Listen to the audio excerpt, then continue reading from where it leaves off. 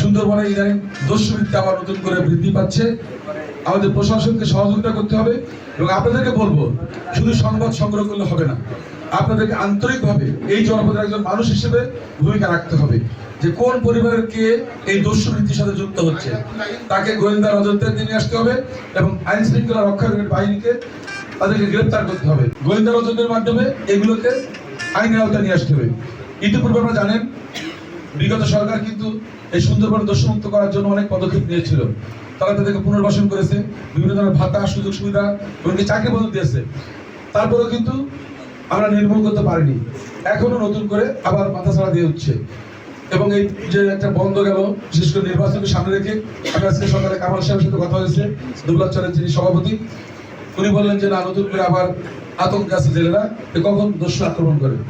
তো আপনাদেরকে বলবো, যেহেতু আমাদের এলাকার মানুষ তাদের জীবন জীবিকার জন্য সুন্দরবন বা বঙ্গোপসাগর নির্ভরশীল, তাদের স্বার্থের আপনাদেরকে এই জিনিসটা খেয়াল রাখতে হবে যেন কেউ এখানে নতুন করে যেন এই পেশার সঙ্গে জড়িত না হয়, বিশেষ করে দস্যুবৃত্তির সাথে, জলদস্যু বনদস্যু যেটাই বলেন না কেন। তো আপনাদের কাছে আমার অনুরোধ, এই দুই তিনটা জিনিসের ব্যাপারে আপনারা লক্ষ্য করবেন।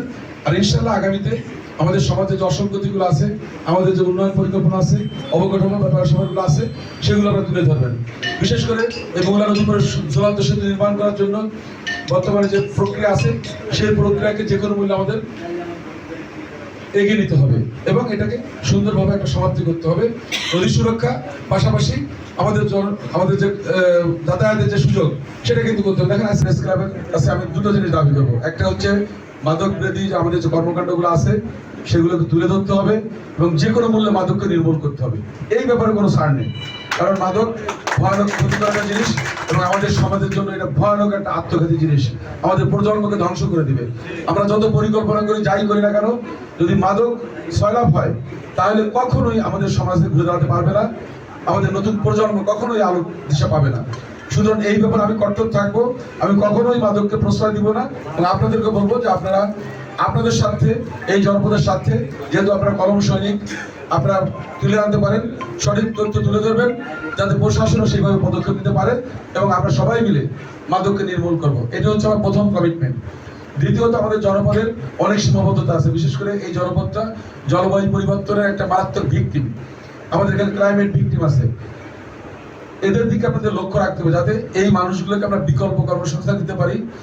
এই মানুষগুলোর জন্য আমরা মোংলা বন্দরকে যেন সাজাতে পারি, যেন তারা সেখানে তাদের কর্মসংস্থানের সুযোগ পায়। পাশাপাশি আমাদের বিশ্ব ঐতিহ্য সুন্দরবন সুরক্ষা আন্দোলনের সাথে আমি আপনাদের সাথে কাজ করেছি। আমি মনে করি সুন্দরবনের সুরক্ষা মানে বাংলাদেশের সুরক্ষা, বাংলাদেশের ফুসফুস সুন্দরবন।